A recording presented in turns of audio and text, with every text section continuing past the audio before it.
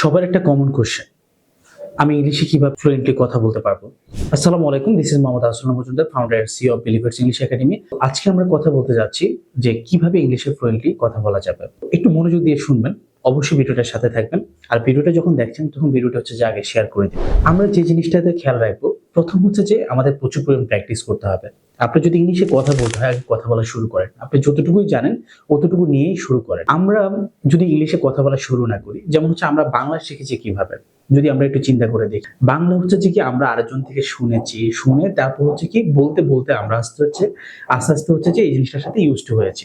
আমরা কিন্তু গ্রামার দিয়ে কিন্তু বাংলা শিখিনি। সো আমরা শিখেছি কিভাবে, প্র্যাকটিস করতে করতে। ছোট বাচ্চাদের দিয়ে যদি একটু খেয়াল করে দেখি, ওদেরকে দেখতে পারবেন, ওরা যখন কোনো নতুন একটা শব্দ শিখে সেই শব্দটাকে বারবার বলে। সো এটার মাধ্যমে কি হয় যে তার ওই কথাটা বলার যে জড়তাটা সেটা কেটে গিয়ে সে হচ্ছে যে খুব সুন্দরভাবে এই জিনিসটাতে কথা বলতে পারে। তো একটা বাচ্চা যেভাবে হচ্ছে যে বাংলা শিখেছে, ঠিক ওইভাবে হচ্ছে যে আপনাকে চিন্তা করতে হবে আমারও ইংলিশটা ওইভাবে শিখতে হবে। প্রতিদিন নতুন নতুন শব্দ দেখবেন, সেটাকে হচ্ছে যে আপনার কথা বলার ভিতরে প্র্যাকটিসের মধ্যে আনতে হবে। আপনি চাইতে বাংলা ইংলিশ একসাথে মিক্স করেও আপনি কথা বলতে পারেন। এতে করে কি হবে যে আস্তে আস্তে যে শব্দটা আপনি জানেন না সেই শব্দটা ডিকশনারি থেকে পরবর্তীতে দেখে তারপর হচ্ছে ইনক্লুড করে নেবেন। ইন দ্য মিড টাইম আপনি যতটুকু করতে পারেন সেটা হচ্ছে বাংলা ইংলিশ মিক্স করে বলতে পারেন। মানুষ আপনার নিয়ে হাসাহাসি করবে, এগুলো নিয়ে চিন্তা করে আপনার লাভ নেই।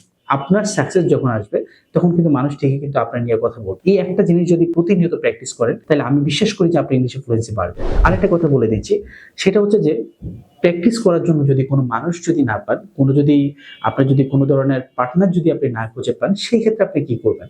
সেই ক্ষেত্রে হতাশ হওয়ার কিছু নেই।